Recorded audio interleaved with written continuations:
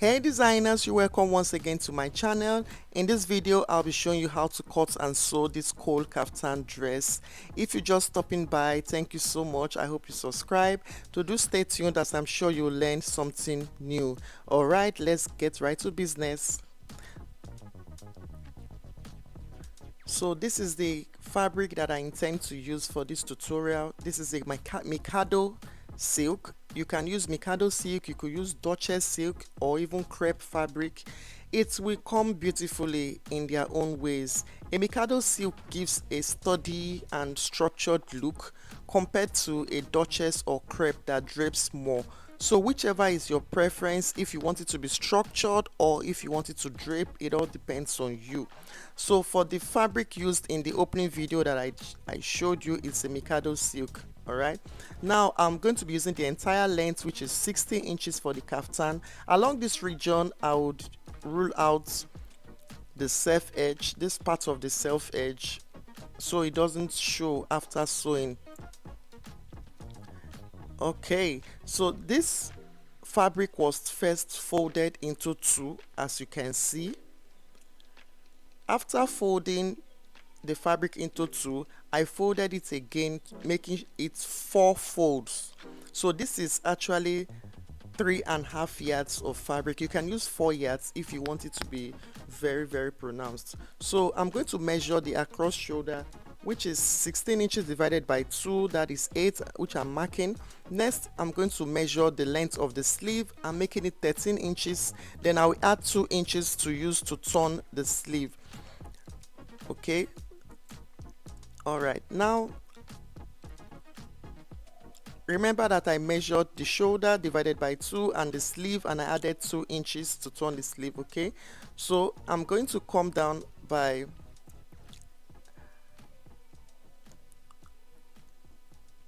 1.5 inch along this area here.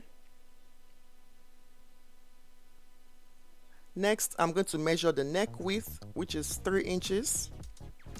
After which, I will connect the neck to where the sleeve ends,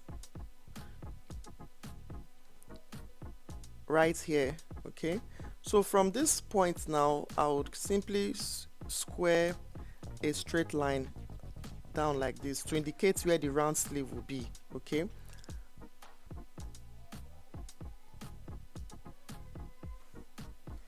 the round sleeve for my client is 14 inches, so 14 divided by 2 is 7. Then I'll be adding 2.5 inches. You could add 3 inches for ease, depends on how wide you want it to look.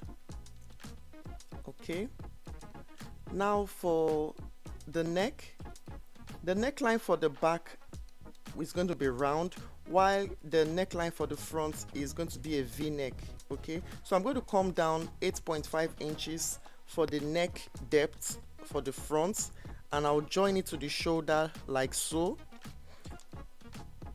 So remember that this fold is for both the front and the back. So the back, for the back neck depth, I will make it 1.5 inches and connect it to the shoulder like so.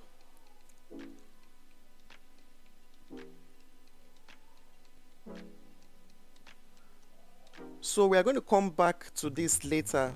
Let's work on the lower region. Now, I don't have to do anything around the bust area. I don't have to do anything around the bust area because of the draping effects of the cowl. So I'm simply going to measure the shoulder to the hip, which for my client is 27 inches. So I'll be adding half inch for allowance, making it 27.5 inches, which I'm going to mark across like so. And then I'll rule out the hip line. Alright, so the next thing I'm going to do now is to measure up 40 inches and I'll mark it across. The 40 inches is actually from the shoulder. I kind of placed my tape from the hip line, so I don't have to measure directly from the shoulder, if you understand what I mean.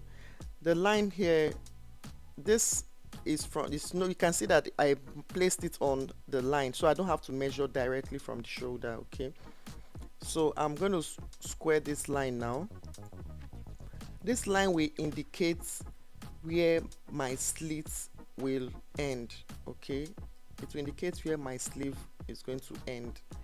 All right, so we have the hip line and we have the line where the slit will end. Now along this line where the slit will end, I'm going to measure her hip. The hip for my client is 38 inches, so 38 divided by 4 is 9.5. So I'm going to be adding 2 inches for ease and 1 inch for seam allowance, making it additional 3 inches.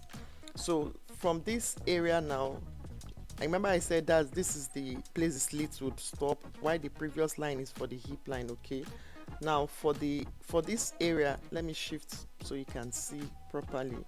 Okay, now from my hem, whatever I measure on that place where I want the slit to end is what I'll still measure on the hem. Okay, so the total I had was 13 inches, so I just marked that, and I'm joining the points together like so.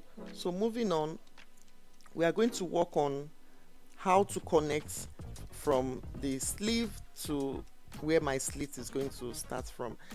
So I'm just going to mark the hip again here. It's just a pointer, I'm not going to really make use of it, it's just for a guide. Okay,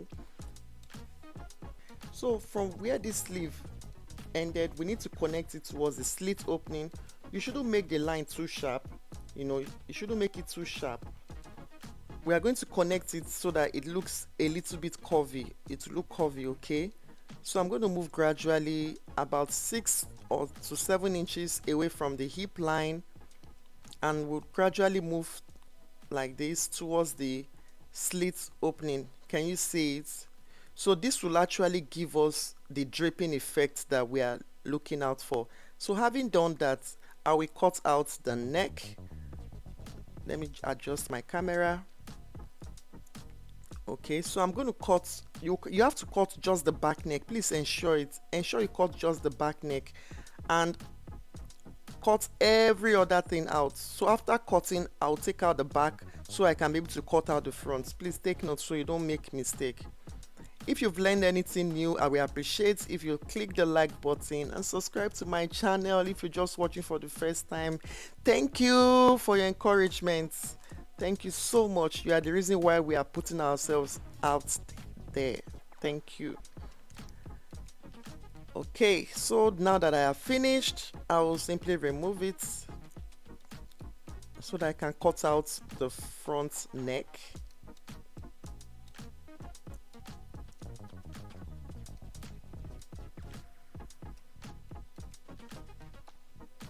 And I'll cut it out.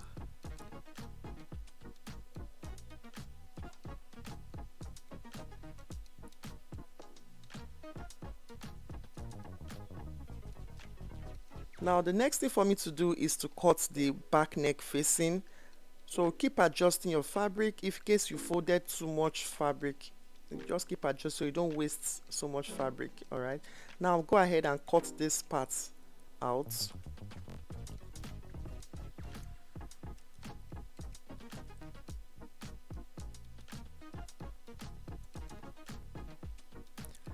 So next I'm going to mark the length of my facing. I want to make it 3 inches along the center back, which I'm going to mark down, and 3 inches along the shoulder. So I'll go ahead and keep marking 3 inches like so, and then I'll cut it out.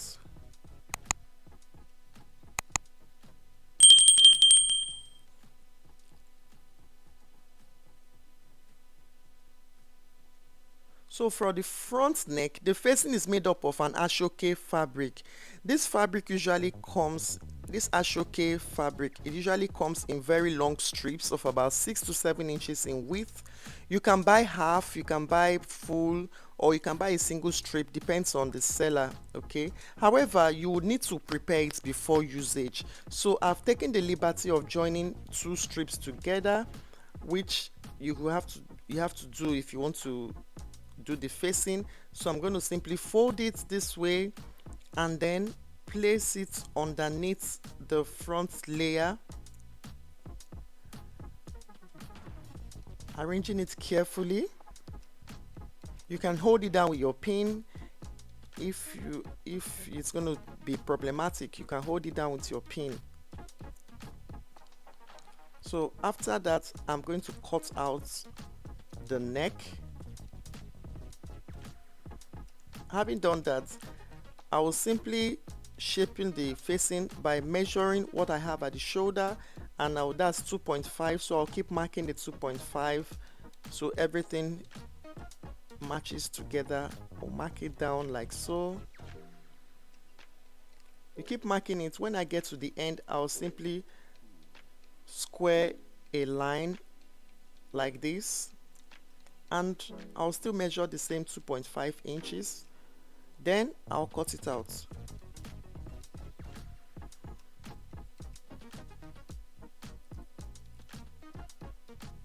So guys, I have the neck cut out, but that is not all. Let me spread it open so you can see it properly.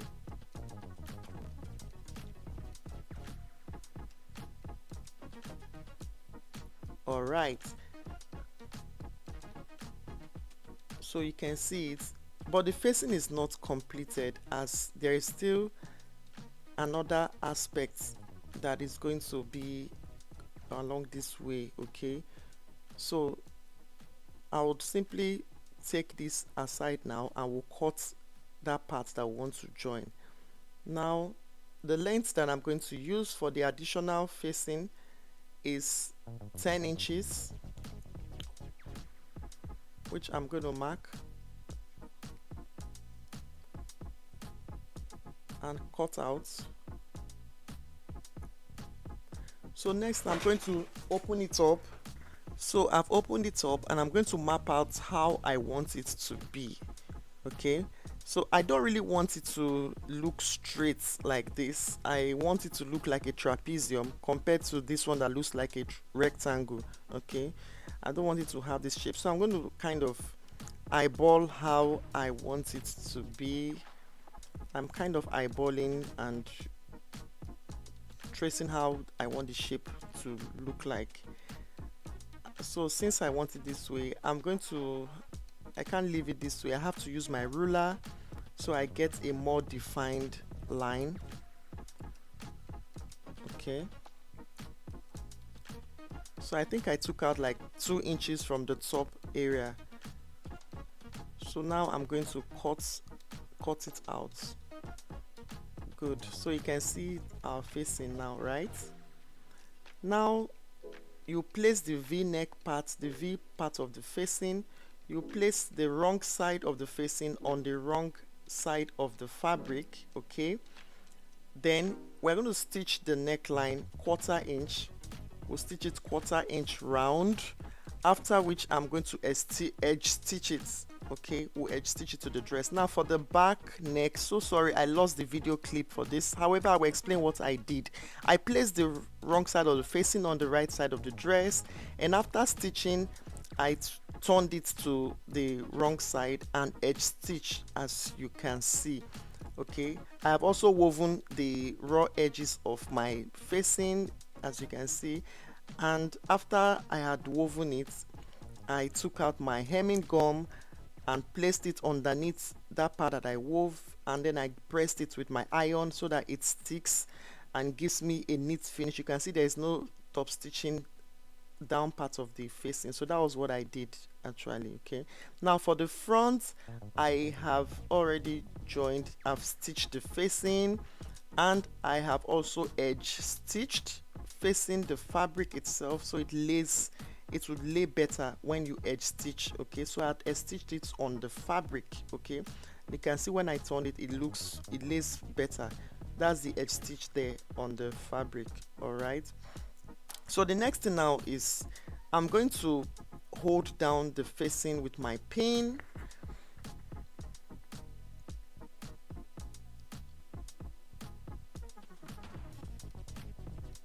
I'll hold down this part also. So after which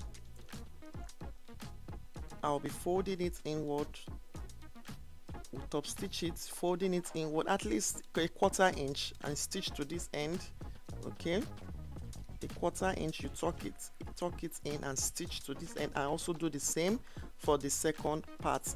Then for this other down part, don't stitch, just leave it like so. Okay, don't stitch that part because we're going to be placing this other facing on top of it, so there is no need. Now that part that we joined, make sure it matches together. All right, make sure it matches together.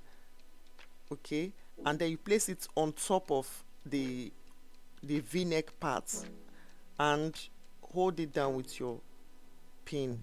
Okay, you hold it down with your pin so that it doesn't slip. Okay, please note that you are going to be stitching down this top part first before you work on the lower part. I just wanted to show you how it will appear, but on a ideal situation, you stitch the upper part first, after which you arrange this lower part and stitch. You tuck in 1/4 inch, you stitch like so up to the round like that. So guys, I have done exactly that. I have stitched the facing, as you can see, and it looks pretty good. So the next thing for me to do is to simply match my shoulders together for the front and the back. So we're going to be joining the shoulders with 1/2 inch seam allowance, and I'll do the same for the second shoulder. 1/2 inch seam allowance, please. So I'll head to my sewing table. Alright guys, so I have joined the shoulders and I have also overlocked the ends. The next thing I did was to fold the clothes together, as you can see, so that we can work on the round sleeve. Okay, I want to do some minor adjustments on the round sleeve. So from this, we make sure it's equal. It didn't really give me an equal look, but I'm going to trim the excess. Okay, so from the joining here, not from the top, from the joining here, measure down, and I'll measure down 10 inches for the round sleeve. Now remember that I added 2 inches when we're measuring the length of the sleeve, so I'm going to measure that same 2 inches. I'm going to measure it down here like so. So this will be where I will turn the sleeve, since since I have marked this, I need to adjust this curve so that it doesn't look weird. I'll just adjust it gradually so it doesn't look off. Just a minor alteration. Okay, then I'll go ahead and cut it out like so. Okay, so now for the round sleeve, I will simply fold it. Let me show you. So for the round sleeve, I'll simply fold it 1/2 inch first and then another 1/2 inch. Okay, and then you stitch it down. You stitch it down like so to the end. All right, and I will also do the same for the second one. So guys, I have done that. I have held it down, I've sewn it.